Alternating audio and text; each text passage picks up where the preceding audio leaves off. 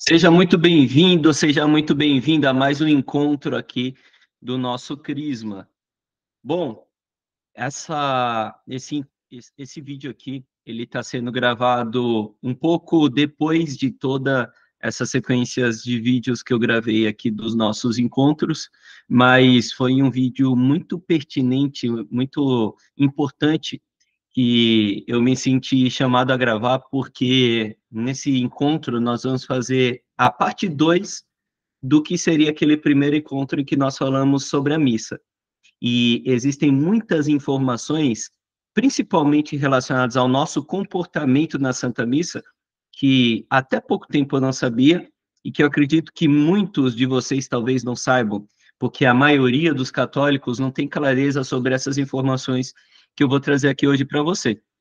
Pode ser até que muitas pessoas que você conhece, talvez seus pais, talvez seus padrinhos, talvez seus avós, eles não saibam dessa informação também. Então, fique à vontade para pegar esse vídeo, encaminhar para eles, caso necessário, porque o que eu vou falar aqui deveria ser utilidade pública para todo católico.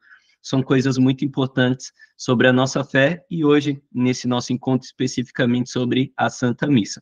Beleza? Então, vamos falar sobre parte 2 do nosso encontro sobre Santa Missa. Antes de começar, vamos fazer uma oração para oferecer esse nosso tempo e pedir para Deus iluminar a nossa inteligência, iluminar a nossa sabedoria, apagar essa mancha dos nossos pecados para que a gente consiga ter uma abertura aqui da nossa inteligência para conseguir entender aquelas mensagens que Ele quer colocar no nosso entendimento e no nosso coração também. Então vamos lá. Estamos unidos em nome do Pai, do Filho e do Espírito Santo. Amém. Iluminai, Senhor, as nossas ações, inspirai-as para que tudo aquilo que fizermos seja em seu nome.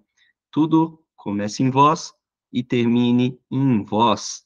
Por Cristo, Senhor nosso. Amém. Ave Maria, cheia de graça, o Senhor é convosco, bendita sois vós entre as mulheres, bendito é o fruto do vosso ventre, Jesus. Santa Maria, Mãe de Deus, rogai por nós, pecadores, agora e na hora de nossa morte. Amém. Que Nossa Senhora interceda pelo nosso encontro, pelo entendimento de tudo aquilo que vamos ver hoje, e que a gente viva a Santa Missa de uma forma diferente, mais entregue e mais santa daqui para frente, depois dessas informações que o próprio Cristo quer compartilhar com a gente. Em nome do Pai, do Filho e do Espírito Santo. Amém. Beleza, para começar esse nosso encontro, vamos recordar o que é a missa católica. Você já deve ter ouvido pessoas chamarem de Santa Missa, você já deve ter ouvido pessoas chamarem de simplesmente missa. O que é a missa católica? A missa católica é uma recordação da paixão, ressurreição, da paixão, morte e ressurreição de Jesus. Isso é a missa católica, tá? Uma recordação da paixão, morte e ressurreição de nosso Senhor Jesus Cristo. Nós entendemos, dentro do contexto teológico, que tudo aquilo que é dito na missa, tanto as leituras, as palavras, quanto a recordação da última ceia e do sacrifício de Jesus, ele é não só recordado, mas ele acontece ali naquele momento. Você deve lembrar de uma passagem do evangelho em que, eu não me lembro exatamente qual é o evangelho agora, mas em que Jesus pega o pergaminho para pregar dentro da sinagoga e ele diz, lê uma leitura de Isaías e diz, isso está acontecendo agora nesse momento. E é mais ou menos o que acontece na missa, tudo está acontecendo naquele momento. E há um entendimento de que no céu, no mundo espiritual, não existe tempo, não existe presente, passado e futuro. E até é difícil para a gente tentar entender isso, né? Que foge totalmente da cronologia do mundo físico, mas é assim que acontece no mundo espiritual. Logo, se não existe tempo, hoje realmente está acontecendo aquilo que aconteceu no passado, porque não tem passado lá. Então, a morte e ressurreição de Jesus, a paixão de Jesus, é algo que é eterno, porque está sempre vigente. E a gente memoriza, recorda e traz aquele momento novamente quando a gente realiza a missa. Ou seja, perceba a santidade, por isso que chamam Santa Missa, a santidade daquilo que está acontecendo ali naquele momento. É algo muito grande. Não sei se você tem o entendimento disso, pode ser que não. Então, apesar disso ser algo básico, eu vou compartilhar com você. O que que quer dizer paixão? A paixão de Cristo. O que que quer dizer paixão? Paixão é a decisão de Cristo em se sacrificar para nos dar acesso ao céu, para nos salvar da sentença do pecado original, que é a privação da nossa alma do acesso a Deus. Então, Jesus vem e se sacrifica por nós para nos dar novamente acesso a Deus, acesso à Santíssima Trindade, possibilidade de acessar o reino de Deus. E olha como isso é muito mais maravilhoso do que aquele plano inicial, do que aquele estado inicial. Adão e Eva, quando estavam no jardim do Éden, eles tinham acesso a Deus quando Deus vinha os visitar. Então, Deus transitava de um lugar para outro para visitar eles. Quando a gente estiver lá no céu, a gente vai estar unido à Santíssima Trindade. A gente vai estar ali, junto de Deus, vendo a Deus face a face a todo momento. Ou seja, a gente vai ter acesso a algo muito mais maravilhoso do que Adão e Eva tinham. Então, o que Jesus nos proporciona após o sacrifício dele é algo muito maior até do que Adão e Eva tinham antes de cometer o pecado original. E a possibilidade de a gente ter acesso a esse presente, a esse dom, é algo que somente Jesus poderia nos dar. Somente o Filho de Deus, somente o sangue dele poderia limpar a mancha a culpa desse pecado original. A mancha, infelizmente, nós carregamos até hoje. E é por isso que precisamos ser batizados, para sermos limpos do pecado original. E apesar de sermos limpos, e toda vez que a gente se confessa, a gente tem os nossos pecados perdoados, ainda sobra resquícios daquele pecado dentro da nossa alma, que são entendidos dentro de uma analogia aqui como manchas. São as manchas do pecado, que fazem com que a gente precise ir para o purgatório, para se purificar antes de entrar no céu. Então, quando a gente não consegue aqui durante a terra nos limpar da mancha desse pecado, nós vamos primeiro para o purgatório para sermos purificados, para depois entrar no céu. Nossa, Lucas, mas eu me confesso e ainda fico com mancha. Sim, a mancha são todas as más intenções que fazem com que a gente volte a pecar. Então, por exemplo, você é alguém que tem o pecado da gula, tem uma comida ali, você come aquilo, já chegou no ponto, você está satisfeito, mas você come mais, porque de repente não vai ter mais amanhã, então deixa eu aproveitar hoje até passar mal. Isso é um pecado que você vai e confessa, mas depois você vai voltar a cometer ele.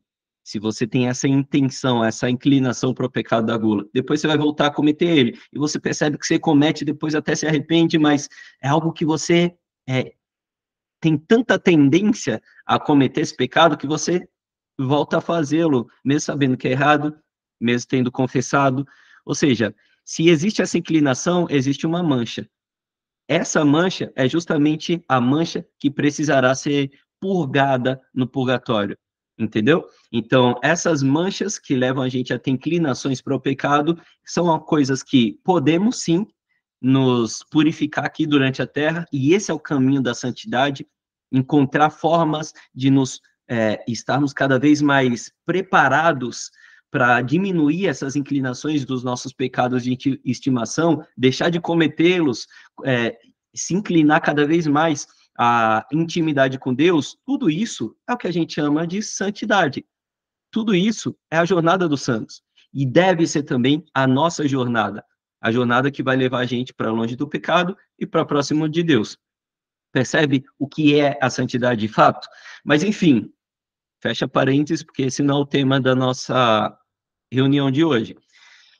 Então, isso é a paixão de Cristo. A entrega dele, e só poderia ser ele, então a entrega dele em sacrifício para nos dar acesso novamente a Deus. Antes, todas as almas viviam no que a gente conhece como a mansão dos mortos, ou seja, um lugar onde as almas ficavam ali separadas nem com acesso ao céu e nem com acesso ao inferno. E a mansão dos mortos, abrindo um novo parênteses aqui, já que eu comecei a falar sobre isso, é um local onde há um entendimento que tinha um lugar separado para as almas dos justos, né, das pessoas boas, e para as almas más, dos injustos. Então tinha que, entre aspas, um lugar bom e um lugar ruim ali dentro da mansão dos mortos. Mas a partir do momento que Jesus, depois de morto, desce na mansão dos mortos, ele liberta essas almas dos justos, libera, aliás, essas almas dos justos para ter acesso ao céu. Entende? Então, olha como Jesus realiza toda essa transição. E isso ele escolheu fazer, ele quis fazer. Ou seja, por paixão a mim e a você, ele se sacrificou para nos dar acesso àquilo que existe de mais maravilhoso, que é a bondade infinita, a misericórdia infinita, que é o próprio Deus. Isso é um ato de paixão, certo? E é por isso que nós chamamos de a paixão de Cristo. Então, na missa, a gente recorda paixão está totalmente dentro de intenção, percebe? Ele tem intenção de se sacrificar por nós, que ele nos ama. Então, paixão, morte, concretização da paixão e ressurreição, porque ele é Deus, ele venceu a morte. Então, paixão, morte e ressurreição. Tudo isso é relembrado na Santa Missa e o próprio corpo dele é dado para nós, caso a gente esteja confessado ali no momento da missa. Percebe a sacralidade disso? A grandeza disso? Muitas vezes a missa entra numa automação tão grande nas nossas cabeças que a gente perde o sentido, e esse sentido, meu irmão, não pode ser perdido. Isso precisa estar na sua mente sempre.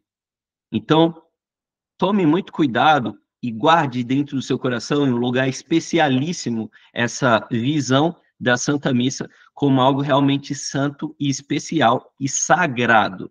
A gente vai falar muito nesse encontro de hoje sobre a sacralidade da Santa Missa e muitos atos nossos que ferem essa sacralidade.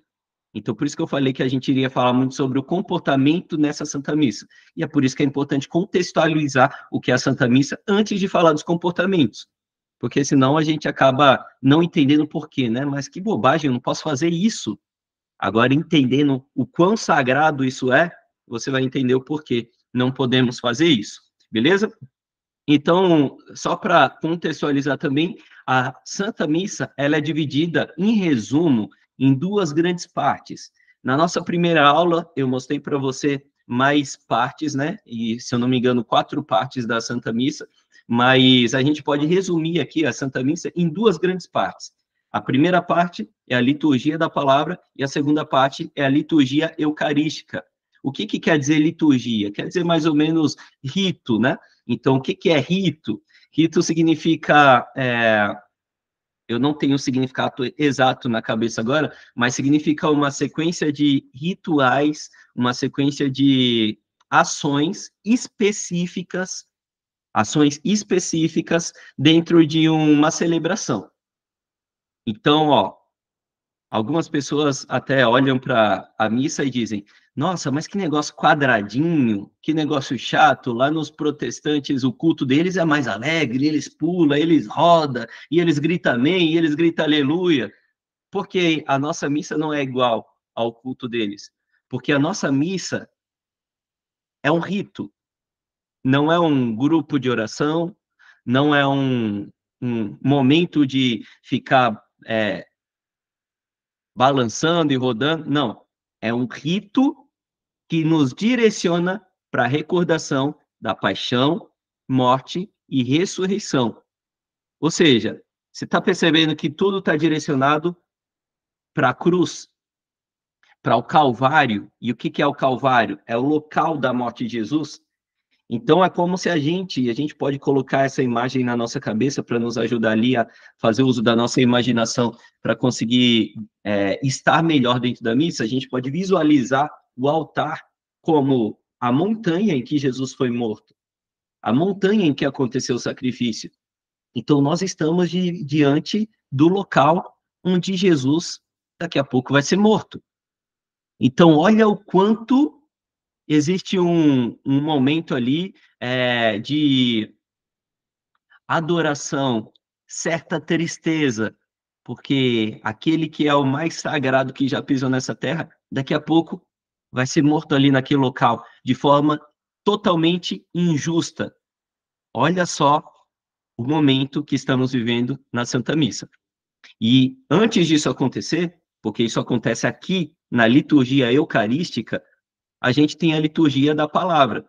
E na liturgia da palavra, a gente tem as leituras. Então, a gente tem a entrada do padre, aquele início da missa, que a gente já falou no nosso encontro anterior, na primeira parte desse encontro sobre missa. A gente tem a primeira leitura, depois o salmo, depois a segunda leitura, depois vem o evangelho, depois vem a homilia. Percebe que toda essa construção ela é feita para compartilhar com a gente a palavra de Deus. E a palavra, ela tem poder, como eu falei antes. Aquilo que está sendo dito na palavra é o que está acontecendo nesse momento. Então, quando diz lá na palavra,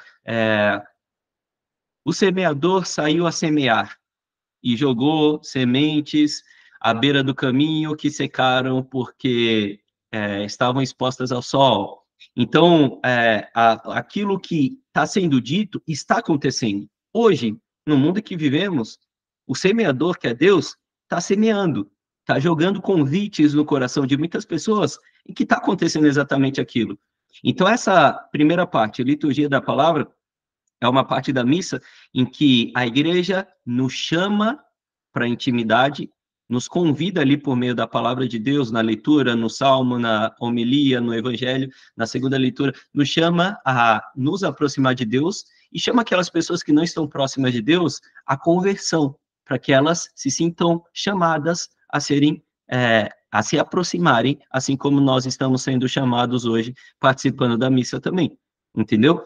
Uma coisa interessante, quando o padre não está celebrando a missa, de repente aconteceu um problema, o padre não vai poder ir para a missa. Um ministro da Eucaristia é quem faz o que nós chamamos de celebração da palavra. Não é missa. Por que não é missa? Justamente por não ter essa segunda parte, a liturgia eucarística. A liturgia eucarística, basicamente, é onde o padre consagra o pão, consagra o vinho, convida o Espírito Santo para transformar aquele pão em carne e aquele vinho em sangue, e ao convidar, aquele pão deixa de ser pão e o vinho deixa de ser vinho. Passa a ser carne e sangue de Jesus, que daqui a pouco vai ser dado para nós. Esse convite ao Espírito, essa invocação e essa transubstanciação, que é como a gente chama essa transformação, só pode ser feita pelo padre, pelo sacerdote. O ministro da Eucaristia não pode fazer isso. Esse ritual que é feito pelo padre, ele acontece aqui na parte da liturgia eucarística. E quando o padre não está lá, isso não é feito. Então, o ministro da Eucaristia pega hóstias que já estão consagradas dentro do sacrário e distribui para a comunidade. Então, o ministro ele vai conduzir só a primeira parte, a liturgia da palavra, e a segunda parte, a liturgia eucarística, ela não tem. Então, como a missa está quebrada, ela não tem uma das partes dela, a parte da liturgia eucarística, somente a parte da liturgia da palavra, nós chamamos de celebração da palavra, entendeu? Então, a missa dividida em duas partes, liturgia da palavra, liturgia eucarística. Quando a missa não tem a parte da liturgia eucarística, ela deixa de ser uma missa e passa a ser uma celebração da palavra, tá bom? Bom, contextualizado toda essa sacralidade da Santa Missa, a gente vai agora entrar nas questões relacionadas a comportamento. E uma primeira coisa que eu quero compartilhar com vocês relacionada a comportamento é como eu devo me vestir para a Santa Missa. E o porquê eu acho que já está claro depois de eu ter contextualizado todos esses pontos, certo? A gente está indo para um local sagrado, para visitar e comungar o nosso Deus.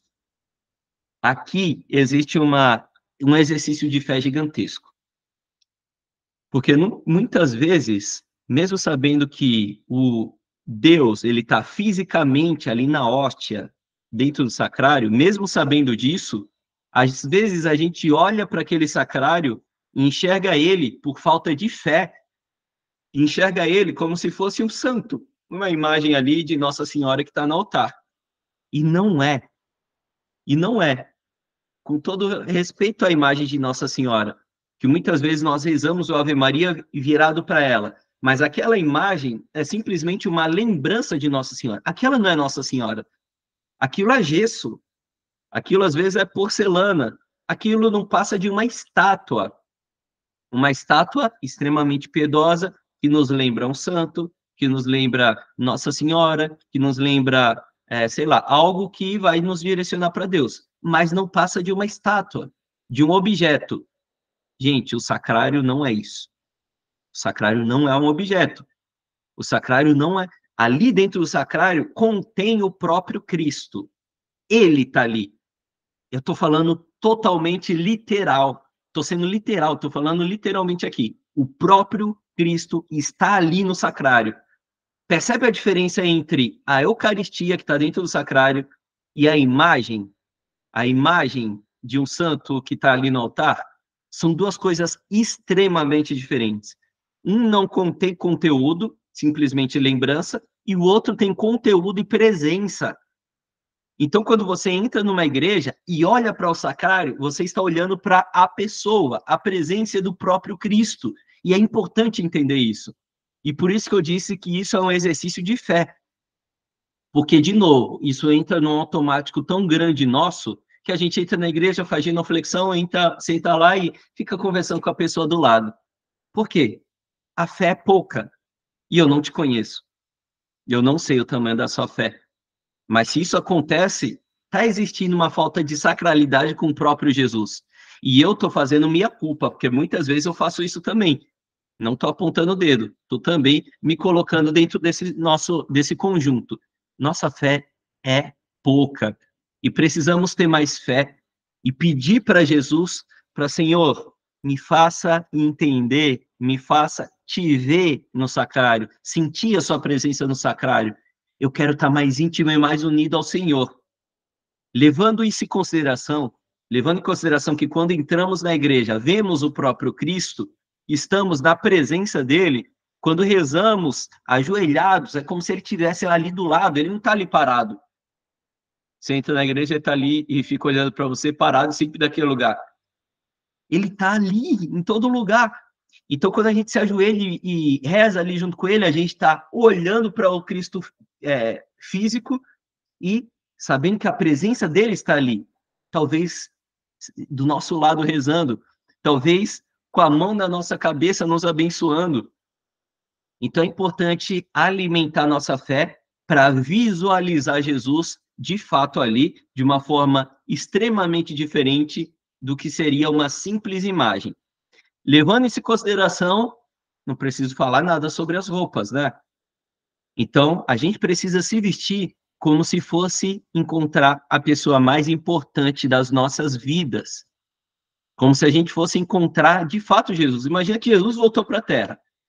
Como você ia ver ele? Ele te convidou para se encontrar com ele. E aí, como que você vai ver ele? Chinelo, regata? Ou vestido como se fosse encontrar realmente alguém importante? Se o seu chefe te chamar para ir lá no escritório, na sala dele, conversar com ele, você está de home office, e o seu chefe te chamou para ir lá no escritório falar com ele, como que você vai lá? Você não vai com a roupa que você fica em casa, não é? Você vai colocar uma roupa de escritório para aquele lugar que pede aquela vestimenta. A missa nos pede uma vestimenta adequada também. Até porque o jeito como a gente se veste pode distrair outras pessoas. Ah, Lucas, mas aí problema das outras pessoas, eu não tenho nada a ver com isso. Lembra dos mandamentos? Quando o judeu perguntou, na passagem, eu não me lembro se foi o mestre da lei, se foi um fariseu, eu não me lembro quem foi.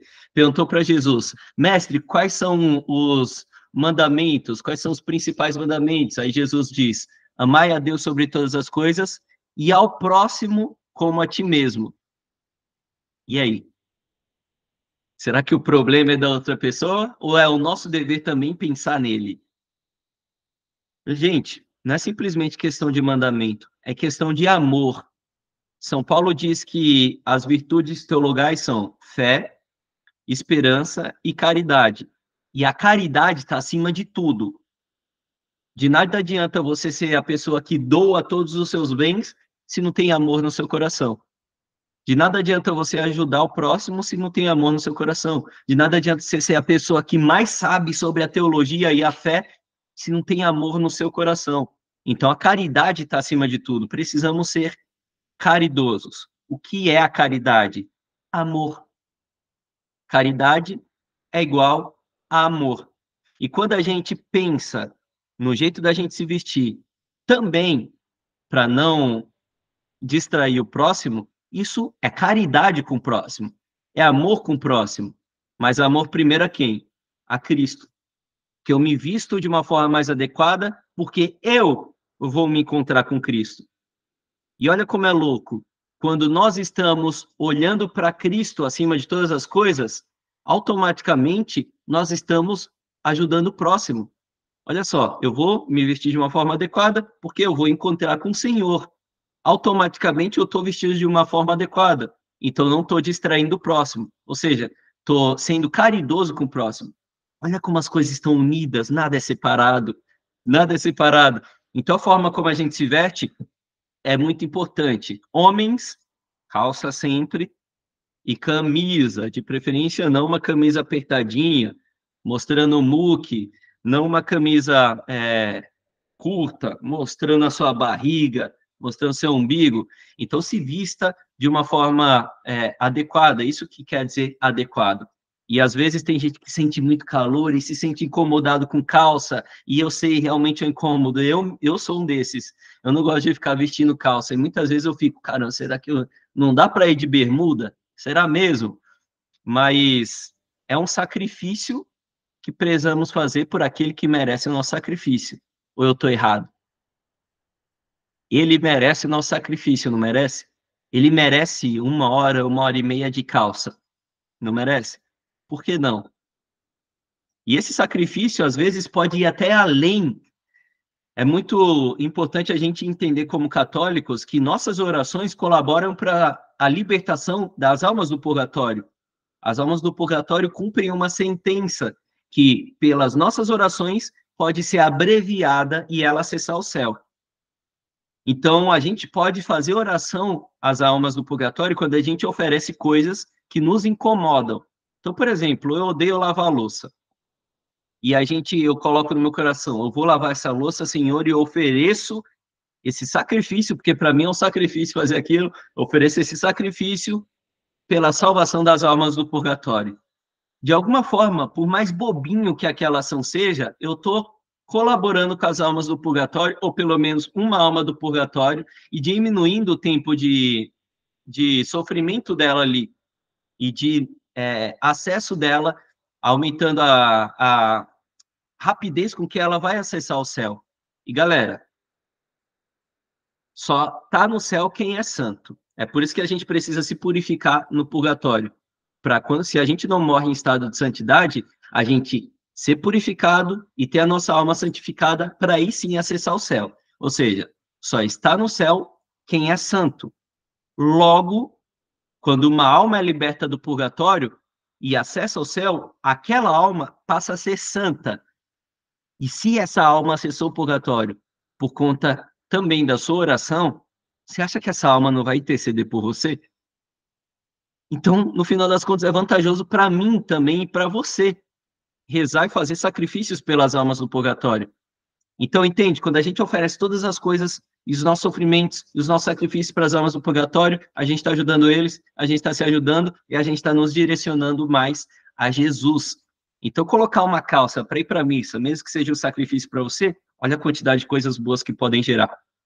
Então, caso dos homens, pés cobertos, então tênis, sapato, escolhe o que for melhor para você, calça e camiseta, de preferência uma camiseta folgada, que não fique ali apertando o seu braço, apertando sua barriga, mostrando lá os seus músculos. No caso das mulheres, de preferência, estarem cobertas até o joelho no mínimo. Então, não sei se saia ou uma calça, um short, não sei, mas precisa estar coberto, no mínimo, até o joelho. No mínimo. O ideal é que você vá de calça ou saia comprida para a missa. Uma outra coisa, os pontos em que são sugeridos estarem cobertos nas mulheres: costas, ombros, decote. Então, evitem roupas que mostrem essas partes do seu corpo: costas, ombro, decote. Lembrem, a forma como a gente se veste pode causar distrações na missa. E eu, me colocando aqui na posição de homem, eu não posso falar, o homem ele se distrai muito mais com a mulher do que a mulher se distrai com o homem, porque eu não sou melhor, eu não sei, eu não posso concretizar essa afirmação. Pode ser que seja equivalente, pode ser que seja a mesma coisa, mas me colocando no lugar de um homem e sendo o padre um homem que está virado para você, a gente precisa, você como mulher precisa trabalhar ter esse entendimento e se esforçar para que a sua roupa não distraia nem as pessoas que estão ali participando daquela missa e nem o padre que está celebrando aquela missa. E também é um homem, né? A gente não pode se esquecer disso. Apesar de ser o padre, o presidente da celebração, também é um homem. Também é propício ao pecado. Então, de preferência, ombros, costas e decote cobertos, obviamente, sem mostrar a barriga. Esse é o tipo de roupa que já vai estar te colocando ali dentro de um comportamento mais apropriado para participar da missa, tá bom? Então, essas são as roupas apropriadas para homens e para mulheres. Quando eu entro dentro da paróquia, dentro do santuário, dentro daquele local da igreja, o que eu preciso fazer? Sempre procure o sacrário. Entrou dentro da igreja, procure o sacrário. E o sacrário vai ser aquela caixa dourada que vai estar com uma iluminação logo acima.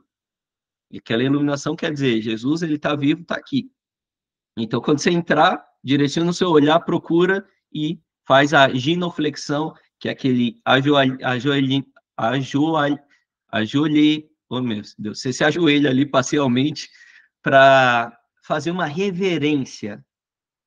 É importante você entender o porquê. Você está saudando ao Deus que está fisicamente ali naquele local, tá? Então, ele é tão importante que você vai saudar ele. Então, você vai fazer aquela ginoflexão, aquele ajoelhamento parcial para poder saudar o nosso Deus. Lucas, entrei numa igreja e não tinha sacrário, ou não achei o sacrário, o que eu faço? Você pode fazer em direção ao altar, caso você não encontre o sacrário, tá bom? Então, essa é a forma como a gente reverencia aquele que é o Santo dos Santos ao entrar na casa dele. Importante, dentro da igreja é local de oração. Então, mesmo que a missa ainda não tenha começado, aquele é um local de oração. Mesmo que a missa ainda não tenha começado, o Cristo, o próprio Deus, está ali dentro do sacrário. Ele está ali. Não é uma estátua, não é uma imagem para lembrar ele, como o crucifixo é. Muitas igrejas têm a cruz, né? E tem Jesus ali pendurado na cruz. Aquilo é imagem, aquilo é gesso, aquilo não passa de uma escultura piedosa que nos lembra quem é Jesus Cristo. Só que o sacrário e a Eucaristia que está ali dentro é totalmente diferente daquilo. É a presença. Então lembre-se disso. Então, quando você está ali dentro da igreja, mesmo que a missa não tenha começado, a presença do próprio Cristo está ali. Então, se recolha e reze. Não fique conversando. Precisa conversar? Espera acabar a missa, vai lá fora, conversa lá fora. Mas ali dentro é local de oração. Até por também caridade ao próximo, que às vezes está uma bagunça o falatório dentro da igreja e a gente não consegue se concentrar para rezar, não é? Então, esse respeito é muito importante dentro da igreja, diante do Santíssimo. Bom, próximo tópico. A missa é uma solenidade. Então, vocês perceberam aí, né? A solenidade. O que é algo solene? Eu acho que isso daqui é até importante a gente pesquisar aqui o significado. Significado de solene. Olha lá.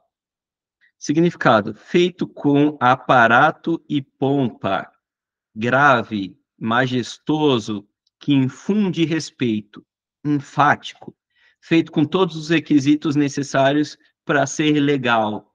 Então, no final das contas, um resumo do que é solene. No nosso caso, sagrado.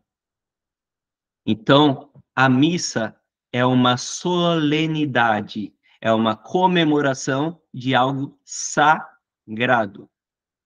Antigamente, uma curiosidade é que a missa ela era dividida em duas sessões. Lá na igreja antiga, era dividida em duas sessões. A primeira sessão se chamava parte catecumenal e a segunda se chamava de parte eucarística. Gente, na parte eucarística, que seria o equivalente à liturgia eucarística, quando o padre consagra o pão e aquele pão passa a ser carne, quando o padre consagra o vinho e aquele vinho passa a ser sangue, isso é um milagre. Está acontecendo um milagre ali. O padre acabou de transformar, pela pessoa de Jesus Cristo, vestido da autoridade de Jesus Cristo, acabou de transformar um objeto, um pão, em carne de Deus. Isso é um milagre. E aquela Eucaristia é algo tão sagrado para a gente, como não sei se existe algo mais sagrado no planeta Terra, mais do que a Eucaristia. Então, ali, nesse momento, acontece algo, um milagre. Toda missa acontece um milagre. E, de novo, isso entra numa automatização infeliz tão grande dentro de nós, que a gente perde a essência e a importância desse milagre. Então, toda missa acontece um milagre. Esse é um milagre tão grande que na igreja antiga a missa era dividida em duas partes. A parte catecumenal, que é a liturgia da palavra, acontece uma, entre aspas, catequese ali, percebe? As leituras fazem com que a gente entenda o pensar de Deus, as mensagens de Deus, os mandamentos de Deus para nós, então é uma catequese, percebe? Então, por isso que essa primeira parte era chamada de parte catecumenal, onde qualquer pessoa poderia participar da celebração, lá na igreja antiga. Qualquer pessoa, mesmo que não fosse católico, poderia participar dessa primeira parte. Só que a partir do momento que a gente entrava na parte eucarística, na liturgia eucarística, onde o milagre iria acontecer, onde o Jesus ia ser mostrado e transformado ali de pão para carne, aqui, nesse momento, só quem era católico poderia participar. Então, quem não era católico tinha que ir embora. O diácono na igreja antiga levantava a mão e falava: só os católicos. Então, quem não era tinha que sair da igreja. As portas eram fechadas e somente os católicos participavam daquele milagre que acontecia ali. E às vezes, se numa igreja o padre ou o sacerdote não conhecia alguém que ficou ali depois das portas serem fechadas, que ficou ali na parte catecumenal, como que a gente conseguia identificar se ele era católico ou se ele estava mentindo? Olha que curiosidade interessante. Aquela pessoa era obrigada a recitar, sem nenhum erro, o símbolo da nossa fé. Qual que é? O creio. O símbolo da nossa fé é o creio.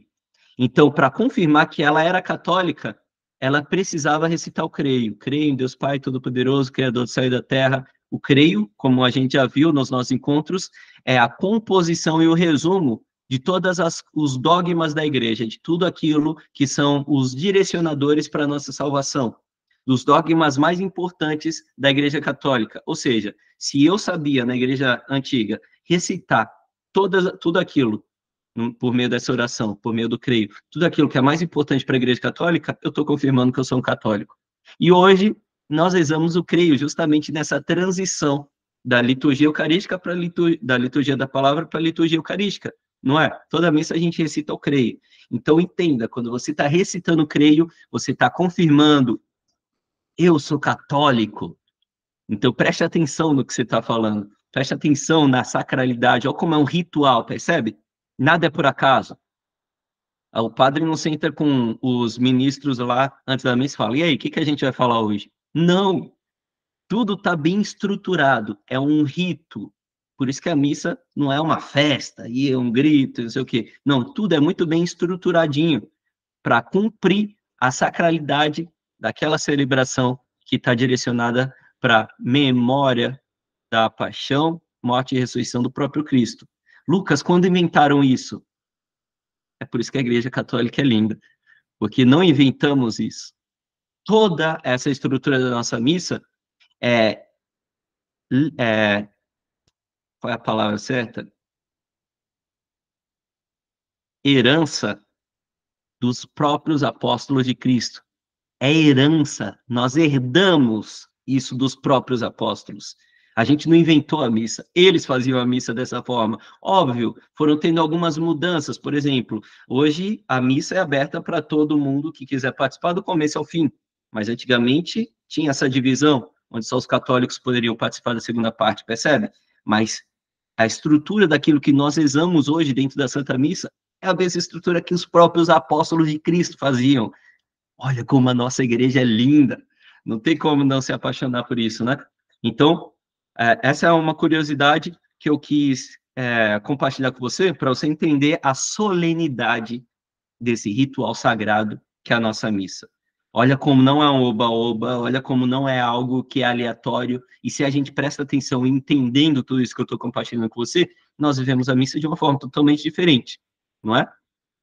Beleza, eu quero trazer algo agora muito comum na nossa comunidade e também em muitas comunidades, que é o hábito de bater palma na missa. Bom, lembrando, quando a gente está na missa, a gente está onde? É como se a gente estivesse no Calvário de Cristo, né? Naquele local onde Cristo foi crucificado. O altar é como se fosse o local da crucificação do próprio Cristo. É ali que vai acontecer o sacrifício. Olha o padre fazendo, ó, partir o pão. O corpo está separado do vinho. Isso daqui é sacrifício, não é?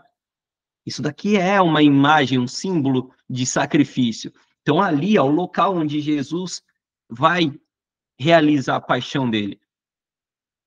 Você bateria a palma caso você pudesse voltar no tempo e estivesse ali de frente a frente com a cruz, vendo Jesus sendo morto ali naquela cruz. Seria o lugar para você bater palma?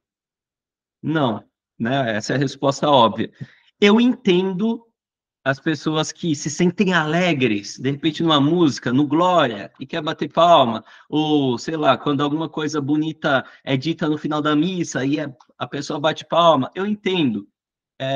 Normal, normal não, é natural, né? Quando a gente se sente alegre, essa é uma forma de expressar alegria.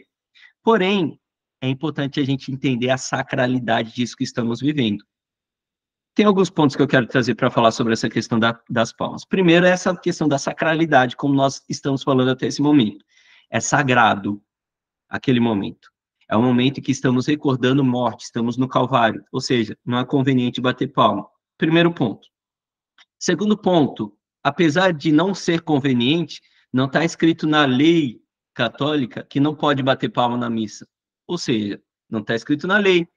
Eu não estou quebrando uma lei se eu bater palma.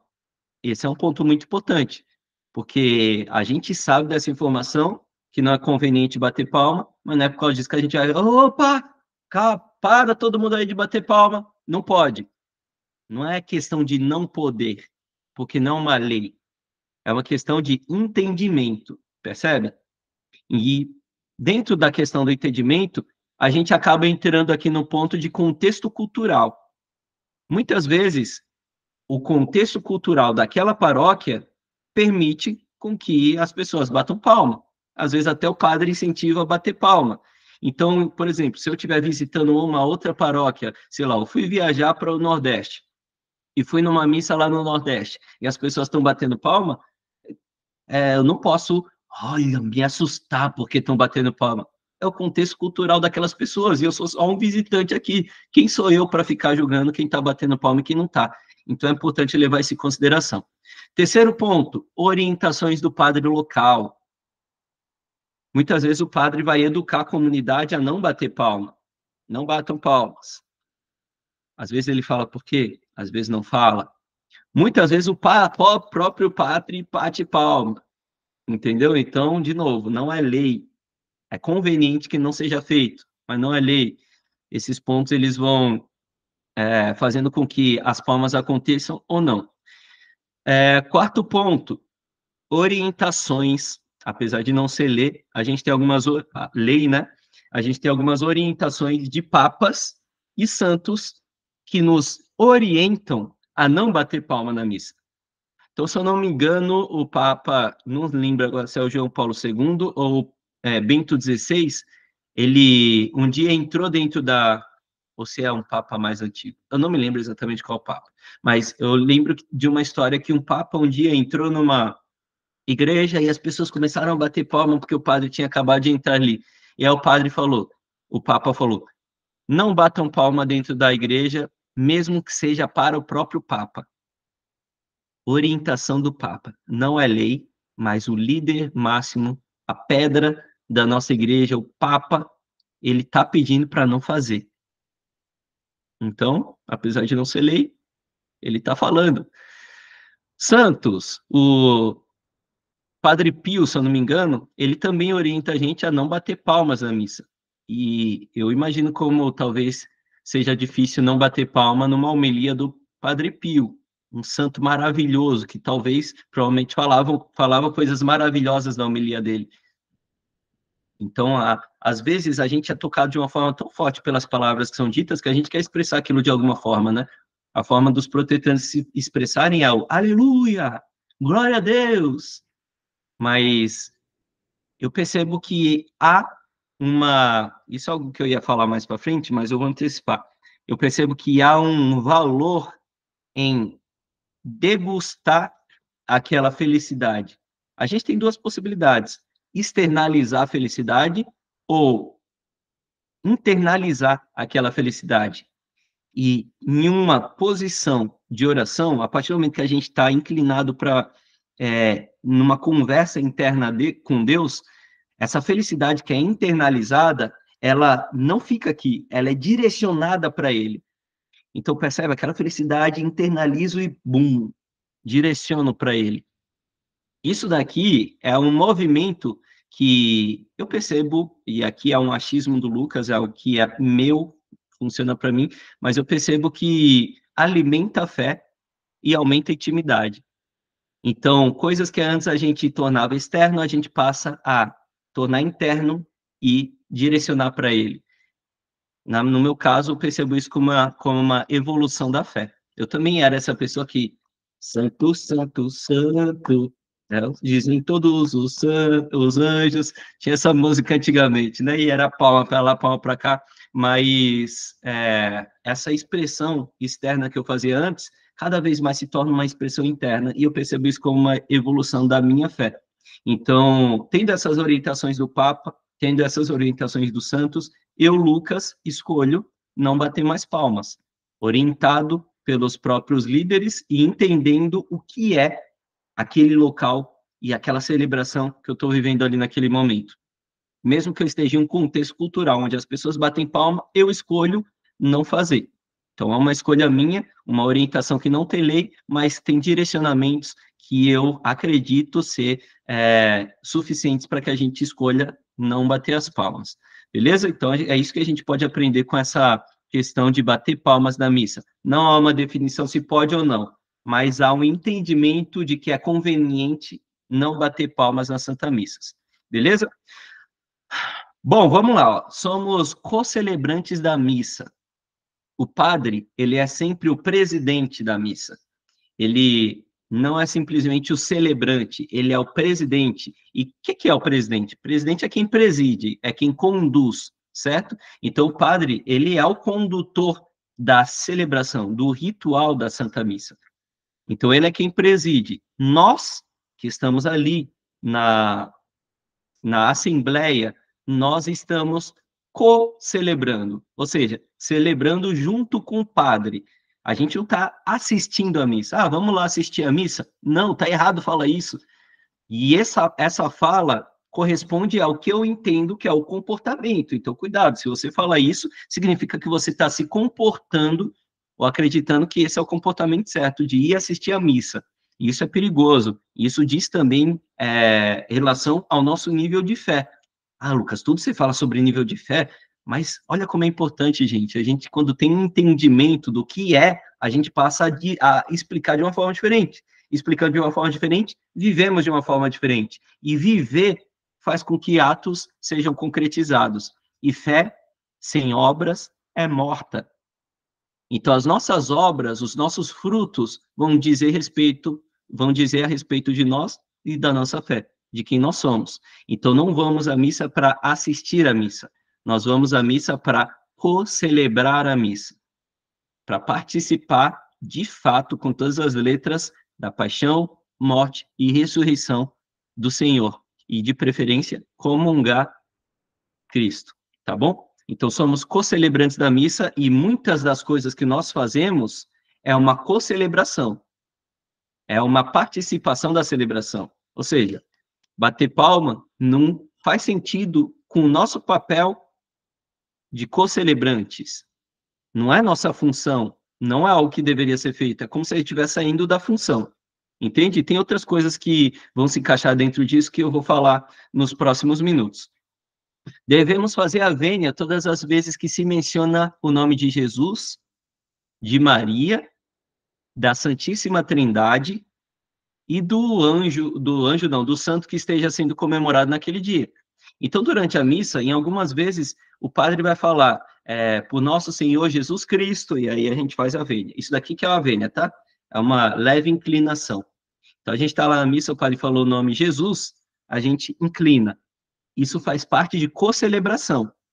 Então, estamos participando da celebração. Isso daqui é uma coisa que precisamos fazer, por estar participando daquela celebração. É como se você não faz, é como se você fosse numa festa de aniversário e não batesse palma no parabéns. Ou seja, você não está participando do aniversário, caramba, você está ali e não está batendo palma no parabéns, que é a parte mais importante do aniversário. Então, se você não participa se você não faz a vênia, você está deixando de cumprir com a sua parte como co-celebrante da missa. Então, lembrando, toda vez que o padre falar o nome de Jesus, o nome de Maria, Santíssima Trindade, e caso seja uma festa de um santo, por exemplo, hoje é a missa de São José. Quando falar São José, a gente também faz a vênia. Beleza? Próximo tópico. Deve-se estender as mãos. Isso daqui é muito comum. Tem duas partes que eu percebo que a assembleia, né, que a paróquia geralmente faz assim. Então, o padre está lá e a assembleia faz assim. Isso daqui, ó, essa mão estendida, também é ação de co-celebração. Só que a gente precisa fazer isso no momento certo. E eu vejo que a assembleia faz isso em dois momentos específicos. Primeiro momento, quando o padre fala, por Cristo, com Cristo e em Cristo, a vós, Pai, Deus Todo-Poderoso. Então, levanta ali o corpo e o sangue de Cristo e fala essas palavras. Quando ele fala isso, a assembleia geralmente faz assim. E também um outro momento, quando o padre levanta ali a hóstia e diz, eis o Cordeiro de Deus que tira o pecado do mundo. E aí todo mundo com a mão estendida fala, Senhor, eu não sou digno de quem tens em minha morada. Esse ato de levantar a mão, ele não é necessário nesses dois momentos. Tá? Então, quando o padre eleva ali o cálice e a hóstia, a gente não deve fazer isso, porque isso foge do rito, foge do ritual. Lucas, vou fazer mesmo assim. Você está escolhendo fazer errado. O importante é que agora você sabe qual é o certo e qual é o errado. E isso não está dito. A nossa participação na missa é extremamente importante. Lucas, se eu fizer, alguma coisa vai dar errado na missa? Não, nada vai dar errado. Mas você precisa entender qual é o seu compromisso e a sua responsabilidade como co-celebrante da missa. E essa não é uma ação necessária nesses dois momentos. De novo, é como as palmas. Contexto cultural se aplica, orientações do padre se aplica também, mas sabemos que a sugestão é que não seja feito. Beleza? Quando devemos estender as mãos? Não é questão de dever, porque também não está escrito que precisamos fazer, mas nós temos pinturas de missas de celebração da igreja primitiva, em que na hora do Pai Nosso, os participantes da missa estão assim. Ou seja, esse é o momento em que, junto com o padre que está lá no altar, a gente faz um gesto equivalente ao gesto do sacerdote. Então, isso são gestos do presidente, ele que faz, não a gente. Não é conveniente que a gente faça os gestos que o presidente está fazendo, que ele está presidindo. A gente não é o presidente, porque a gente vai fazer coisa que ele está fazendo, entendeu? E tem outra coisa que geralmente o padre diz, que ele que tem que dizer, não é a gente que tem que dizer, que eu me esqueci agora. Ah, eu acho que é o por Cristo. Eu acho que é o por Cristo, que às vezes até alguns padres falam, né? Repitam comigo, por Cristo, com Cristo e em Cristo. Não, aquela é uma função do presidente, não, nós não devemos fazer aquilo que é o dever dele. É errado fazer isso é errado. Agora, a mão, tanto assim quanto assim, também são gestos que cabem ao presidente. Porém, desde a igreja primitiva, a gente tem pinturas na parede de participantes, né, de co-celebrantes da celebração, fazendo esse gesto na hora do Pai Nosso. Então, junto com o presidente, nós co-celebramos, chamamos, né, as bênçãos e a intercessão de Deus no momento do Pai Nosso, com esse gesto. Precisa fazer? Não necessariamente, mas é um gesto digno, porque é tradição dos apóstolos, tá bom? Então, tá aí os momentos em que estender a mão é conveniente ou não. O mais importante, dito tudo isso, é a reverência ao mistério que está acontecendo ali. Acabou de acontecer um milagre. O pão virou carne, o vinho virou sangue. Esse é o centro, esse é o mais importante. E às vezes a gente quer expressar a reverência por meio da mão, levantando, que a gente quer externalizar a reverência. Não é necessário externalizar a reverência. Inclusive, tem uma passagem que o próprio Jesus diz isso, né? Quando rezar, vai para o seu quarto, se tranca e reza lá. Você não precisa mostrar para as pessoas. O que importa é o que está aqui dentro. Então, não precisa externalizar a sua reverência. Aí é conveniente você internalizar e oferecer aquilo para Deus. É um ato de humildade também. Como eu disse, o gesto invisível, ele precisa evoluir para o gesto invisível, né? Que só é visto aqui dentro de nós pelo próprio Deus.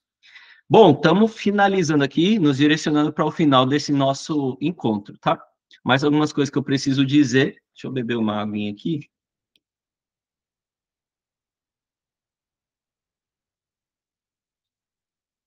Uma coisa muito importante a gente saber a respeito da missa. Aí na missa, o padre está revestido da autoridade de Jesus. Então, se a gente pudesse olhar com os olhos espirituais, a gente veria o próprio Jesus ali celebrando aquela missa na figura do padre. Se a gente pudesse enxergar nos olhos espirituais. E é importante que a gente alimente nossa imaginação dessas visões, para que na hora da missa a gente consiga se entregar de uma forma um pouco mais especial por ver além do que está acontecendo. Que acontece coisas ali além do que simplesmente nós estamos vendo, como, por exemplo, o milagre da transubstanciação. Esse é um outro ato, um outro fato que vai além do que a gente está vendo. O próprio Cristo celebrando a missa na figura do padre. E ali, o Cristo, né, na figura do padre, ele se apresenta como rei, profeta e sacerdote. E tem alguns símbolos em cima do altar que expressam essa figura do rei, do profeta e do sacerdote. Então, quando o padre está sentado lá na cadeira, você percebe que a cadeira dele é um pouco diferente das outras cadeiras que estão ali no púlpito, né, no altar. E por que essa cadeira é diferente? Para expressar a figura de realeza, não do padre, mas de Jesus que está ali celebrando na figura do padre. Então, aquela cadeira representa o presidente, o Cristo Rei. Quando o padre vai até o púlpito ler o evangelho, aquele púlpito representa o local e a figura do Cristo profeta. E o altar ele representa a figura, o local do Cristo sacerdote. E naquele local, ele vai se tornar o Cristo sacrifício. Quando ele se dá pela nossa salvação. Então, olha a riqueza que a gente encontra dentro da Santa Missa. Olha a riqueza. É muito importante a gente entender esses pontos. A missa fica muito mais rica depois que a gente entende esse ponto. Deixa eu ver qual o nosso próximo ponto. Jesus está presente como sacrifício no pão e vinho, como eu falei para vocês. E quando a gente precisa traçar os sinais da cruz na testa, na boca e no peito. O que a gente fala nesse momento, né? Eu, pelo menos, né, não sei o seu caso, mas eu fui ensinado a falar, pelo sinal da Santa Cruz, livrai-nos Deus nosso Senhor dos nossos inimigos. Pelo sinal da Santa Cruz, uma cruz na testa, livrai-nos Deus nosso Senhor na boca dos nossos inimigos, no peito. Depois eu aprendi que não era isso que eu tinha que falar. Eu aprendi que eu tinha que falar, Senhor, abra minha mente para entender aquilo que vai ser dito no Evangelho, porque isso a gente faz na hora do Evangelho. Abra minha boca para anunciar aquilo que eu vou ouvir e abra o meu coração para que aquelas palavras penetrem na minha alma. Abra o meu coração para te receber. E, finalmente, eu entendi que, nesse momento, nós não devemos falar nada. Então, o sinal da cruz, de novo, é uma co-celebração da comunidade dentro daquele rito, que a gente deve simplesmente traçar sem dizer palavra nenhuma. É errado eu dizer? Não, não é errado. Mas não precisa ser dito. As cruzes que nós traçamos aqui querem dizer exatamente essas coisas. Abrir a mente para entender, abrir a boca para anunciar e abrir o coração para amar. Então, esses são os significados das 3 cruzes. Se você quiser dizer algo, dizer isso é o que faz mais sentido. Agora, pelo sinal de Santa Cruz, livrai Deus, nosso Senhor, dos nossos inimigos, faz mais sentido para você fazer antes de sair de casa, rogando pela proteção de Deus, você fazer antes de uma viagem, pedindo pela proteção de Deus, faz mais sentido nesses casos do que dentro da missa, tá bom? Agora você já sabe aqui, mais ou menos, o sentido e a direção do que fazer nesse momento. Deixa eu ver aqui onde eu estou no meu roteirinho. Na hora da procissão das ofertas, sabe, quando as pessoas ali da Assembleia vão levar ali para o padre, entram ali no corredorzinho para levar para ele o cálice, onde vai acontecer a cestinha ali passando para receber o dízimo também. Isso a gente chama de procissão das ofertas. E aquela procissão das ofertas não é simplesmente da oferta daquele vinho, está sendo trazido o vinho, está sendo trazido as hóstias para entregar para o padre. Aquilo ali, aquela entrega, representa a comunidade, a Assembleia, nós oferecendo para o sacerdote, ou seja, para a figura ali de Jesus, o que nós fizemos com aquilo que ele nos deu. É por isso que ali não é entregue algo pronto, tipo uma maçã. A maçã está pronta, não precisa a gente fazer nada. Então, não é entregue algo pronto, é entregue algo que nós fizemos com algo que Deus nos deu. O pão é feito com o trigo que Deus nos deu. O vinho é feito com a uva que Deus nos deu. Então, são coisas que o homem preparou e oferece como dízimo para Deus. Então, o vinho e o pão, ali a hóstia, é entregue para o padre, que daqui a pouco vai transformar aquele pão e aquele vinho, pela ação do Espírito Santo, em carne e sangue. E ali é onde vai acontecer as ofertas em que a gente deixa o dinheiro também. Mas ali, nesse momento, é onde a gente precisa deixar também as nossas ofertas e as nossas intenções. Então, o que você oferece para Deus naquele momento? Você oferece a sua semana, que foi difícil? Você oferece aquela batalha que você está travando espiritual? Aquela pessoa pela qual você está rezando? Aquele é o momento de entregar. Aquele é o momento que Jesus está recolhendo tudo isso e que ele vai colocar no altar daqui a pouco, para que o Espírito Santo haja em cima daquilo. Entendeu? Na hora que o padre está ali santificando aquele pão, que ele começa pelo pão, ali, e junto daquele pão, estão as nossas ofertas. E é interessante que, nesse momento, a gente coloque os nossos agradecimentos. O pão é algo que alimenta, certo? Olha a simbologia aqui. O pão é algo que alimenta, é algo bom, é o que nos representa o corpo. Então, ali a gente coloca nossos agradecimentos. Senhor, eu agradeço pela minha vida, eu agradeço pelo meu emprego, eu agradeço pela minha saúde, pela conversão daquela pessoa, agradeço por tudo que o Senhor tem me dado. O vinho, na hora de apresentar o vinho, de erguer o vinho, ali a gente coloca as nossas dificuldades, ali é o sangue, entende? Então, a gente coloca ali junto do cálice e junto daquela oferta que o Padre está levantando para que o Espírito Santo haja e transforme aquele vinho em sangue, a gente coloca também as nossas dificuldades, a gente coloca as nossas batalhas espirituais, a gente coloca tudo que está sendo difícil para a gente, para que o Espírito Santo também entre nisso que a gente está colocando ali junto com aquele pão e com aquele vinho, e da mesma forma que ele vai transformar pão e carne, e transformar vinho e sangue, ele transforma também minha dificuldade em vitória. Ele transforma o meu agradecimento em bênçãos. Tudo isso acontece naquele momento. E olha o quanto a gente perde por não saber disso e por isso não oferecer as nossas coisas ali na hora, no altar. Então, isso é muito importante também. Tá bom?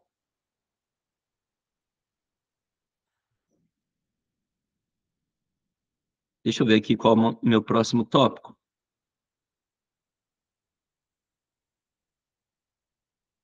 Importantíssimo. E agora, finalmente finalizando. Hora da comunhão. Como devemos nos comportar na hora da comunhão? Primeiro, você entrou na fila da comunhão, lembrando sempre, você só pode comungar se você tiver a primeira Eucaristia, então você recebeu ali o sacramento, fez a catequese, recebeu o sacramento da primeira comunhão e confessou. Então você foi se confessar, recebeu ali o perdão dos pecados pelo Jesus, na figura do padre, você está preparada para comungar. Entrou na fila da confissão não, da comunhão, ali na hora da missa, antes de você receber a Eucaristia, você precisa adorar aquela Eucaristia. Lembre-se, é o próprio Cristo físico que vai passar a fazer parte do seu corpo, das suas células, do seu sangue. Então, antes de receber, você precisa fazer uma reverência. Algumas pessoas fazem uma genuflexão, outras pessoas fazem uma vênia, mas uma reverência precisa e deve ser feita. É uma adoração àquilo que é a coisa mais santa no planeta Terra e talvez no mundo espiritual, quer dizer, talvez não, o próprio Deus, que é a coisa mais santa no planeta Terra e também no mundo espiritual. Ou seja, reverência, no mínimo, ou uma vênia no mínimo, ou uma genuflexão. Depois disso, como que a gente recebe a Eucaristia? Mais adequado, receber a Eucaristia na boca. O Papa Bento XVI, ele sugeria que a gente recebesse a Eucaristia na boca, de joelhos. Olha a total reverência àquele presente que a gente está recebendo. Na boca, eu não sou digno de tocar. Só o padre pode tocar naquela Eucaristia. E os ministros que são preparados para aquele momento, só eles podem tocar naquilo ali. Então, eu não sou digno de tocar no corpo de Cristo. Eles colocam direto na sua boca. Então, a melhor posição para receber é de joelhos na boca.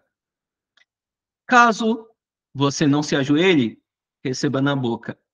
Caso por alguma questão você não queira receber na boca, antigamente não era nem permitido não receber na boca, era a única alternativa, mas principalmente depois da pandemia do Covid, abriu a possibilidade de receber a Eucaristia nas mãos. E existem algumas razões da insistência do receber na boca. Primeiro, essas coisas que eu falei, e segundo, muitas pessoas pegam a Eucaristia e levam para casa, para profanar aquilo que é a coisa mais sagrada para nós católicos. E, na realidade, a coisa mais sagrada para todo mundo deveria ser, né? Porque não é uma verdade católica, é uma verdade universal, é uma verdade, é um fato. Deus está ali. E muitas pessoas pegam aquela Eucaristia, recebem na mão, pegam, viram e vão para a mesa. Então, fiquem atentos. Se vocês enxergarem alguém fazendo isso, denuncia, avisa. Aquela pessoa quer roubar o próprio Deus para ir fazer sei lá o que com ele. Então, não deixem isso acontecer caso você veja. mas é por isso que a igreja insiste para que as pessoas recebam a Eucaristia na boca. É garantia de que ela está colocando aquela hóstia ali dentro da boca e não vai dar depois para tirar, né? Então, esse é o primeiro ponto. Mas, principalmente depois da pandemia, abriu a possibilidade de receber nas mãos. E caso você vá receber a Eucaristia nas suas mãos, como você deve fazer? Não, primeira forma de não fazer. O ministro entregou, eis o corpo de Cristo. Amém. Como que você vai pegar? Você não vai pegar assim. Não, esse não é o jeito de pegar, não é assim. É na mão. Porque aquilo, lembrando a coisa mais sagrada do mundo, vamos supor que você vai pegar assim e bate dedo com dedo, cai no chão, a hóstia. Se a hóstia cair no chão, o ministro precisa parar tudo, precisa pegar um pano, pegar a hóstia, passar o pano no chão para garantir que não tem nenhum pedacinho de hóstia ali no chão, e depois voltar de novo a entregar as comunhões. Olha o atraso que vai gerar. Então, não é assim. Respeito com o corpo de Deus. Então, você vai fazer o seguinte, você vai colocar a sua mão esquerda primeiro, a mão direita abaixo da mão esquerda e receber. O ministro colocou ali na sua mão, de frente para ele, sem virar as costas, sem sair, você vai pegar com a sua mão direita, por isso que ela estava embaixo, você vai pegar com a mão direita, levar até a sua boca com a mão embaixo, porque esse cair está aqui, ó, sua mão aqui. Então você vai levar até a sua boca. Comungou, você vai prestar atenção para ver se não ficou nenhum pedacinho na sua mão. Se ficou, você põe o dedo, coloca na boca de novo. Nossa, Lucas, mas que preciosismo com os pedacinhos. Cada pedaço é o Cristo. Você não entendeu? O Cristo não é a hóstia completa. Se dividir aquilo ali, é o Cristo. Se cair um pedacinho microscópico, é o Cristo. E é para evitar justamente isso que a gente recebe na boca. Então precisa ficar atento a isso. Primeiro mão esquerda, mão direita embaixo, recebeu, tá na sua mão, de frente para o ministro, você vem, põe na boca. E aí sim você pode sair e voltar para o seu lugar. Prestando atenção para ver se não ficou nenhum pedacinho na sua mão. A partir do momento que você comungou a Deus, assim como qualquer alimento que entra dentro de você, aquele alimento vai ser triturado pelo seu intestino e vai virar energias, vai fazer parte das suas células, vai fazer parte do seu sangue. Olha que lindo isso. O próprio Cristo está se transformando em você. E existem santos que dizem até que os anjos, quando o seu anjo da guarda, quando você comunga, o seu anjo da guarda, quando Jesus está sendo transformado ali, quando o pão está sendo transformado em carne pelo Padre, o santo ele sai do seu lado e vai lá para frente do altar adorar aquilo. E depois que você comunga e está ali rezando, o seu santo anjo, ele está virado para você ajoelhado. Só que ele não está ajoelhado para você, ele está ajoelhado para o Cristo dentro de você. Olha como é lindo e sagrado essa comunhão. É por isso que depois de comungar, você não pode, não deve de forma alguma sentar e começar a bater papo com a pessoa que está do seu lado. Não. Você precisa entender o mistério daquilo que aconteceu. E você precisa rezar de joelhos. Você precisa voltar para o seu banco, ajoelhado, agradecer e rezar e pedir para ser alguém melhor, pedir para que Deus aumente a sua fé ali naquele momento que você acabou de entrar em comunhão total com Ele. Então, agradecimento sempre feito de joelho. Bom, percebe que tudo isso que nós vimos hoje são comportamentos e visualizações sobre a missa que, na maioria das vezes, a gente não tem e que muitas pessoas não têm nem esse entendimento, não é mesmo? Então, é por isso que a gente precisa ter esse entendimento, falar sobre isso para outras pessoas. Esse vídeo aqui ele ficou bem longo, mas eu acredito que ele é bem importante. E ter certeza que a gente está cada vez mais evoluindo na nossa intimidade, na nossa entrega e na nossa sacralidade desse momento lindo que é a Santa Missa. Quer expressar sua fé? Quer mostrar, quer bater palma e agradecer e gritar? Acha um grupo de oração da nossa Igreja Católica, temos grupo de oração. Encontre aí na sua paróquia para ver quando que o grupo de oração se reúne, quando que acontece, e lá a gente vai poder colocar em prática tudo isso. Eu gosto também, eu faço parte do grupo de oração. Aquele é o momento para isso, a missa não. Então, a missa é esse momento de solenidade, de se curvar e, em silêncio, adorar a Deus. Amém? Bom, vamos finalizar. Em nome do Pai, do Filho e do Espírito Santo. Amém. Senhor, que tudo isso frutifique em nossas vidas, que cada vez mais nossa fé aumente e a gente entenda como o Senhor é o Salvador contínuo das nossas vidas, que a gente entenda, Senhor, os seus mistérios. Somos pequenos na nossa fé, mas confiamos que o Senhor vai aumentá-la, porque nós queremos, e se nós queremos, é certeza que o Senhor quer também. Nos ajude a fazer isso acontecer. Por intercessão de Nossa Senhora e do nosso anjo da guarda. Amém. Santo anjo do Senhor, meu zeloso guardador, se a ti me confio a piedade divina, sempre me rege, me guarde, me governe, me ilumine. Amém. Que nosso coração seja mais semelhante ao coração de Jesus Cristo. Pai nosso que estais no céu, santificado seja o vosso nome, venha a nós o vosso reino, seja feita a vossa vontade, assim na terra como no céu. O nosso de cada dia nos dai hoje, perdoai-nos as nossas ofensas, assim como nós perdoamos a quem nos tem ofendido. Não nos deixeis cair em tentação, mas livrai-nos do mal. Amém. Estivemos unidos em nome do Pai, do Filho e do Espírito Santo. Amém. Agora deixa eu achar como é que eu paro essa gravação. Valeu, gente. Até a próxima.